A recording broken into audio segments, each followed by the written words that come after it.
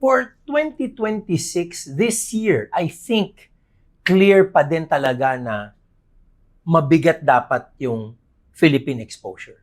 Ako, I cannot discount the fact that there can be a possible turnaround.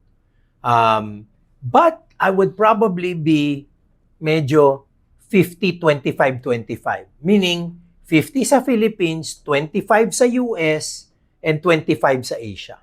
Okay? Now, pwedeng plus or minus 5% yan. It can be 60, 20, 20. It can be 50, 30, 20. Depende na yan dun sa goals and aspirations ng ating mga ka-RFF. Kasi, importante pa din na upuan natin sila, sabihin natin sa kanila ano ba talaga yung risk-return parameters. Kasi alam nyo, it's not simply supposed to be yields that's driving our decision-making. Yun ang karamihang pitfall ng Filipino investor. Saan ba malaki kita? Diyan ako. Mali eh. Kailangan po may tinatawag na risk-adjusted yields. Na kahit sabihin mo malaki kita niyan, pero high risk yan. So kailangan tapatan mo siya ng lower risk position para overall, acceptable level of return and acceptable level of risk.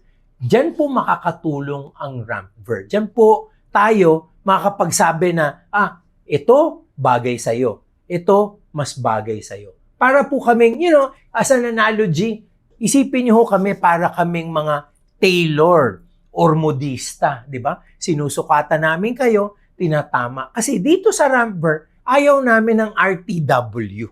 Kasi pag sinabi mong RTW, pinipilit mong pagkasyahin. Hindi siya fit sa'yo.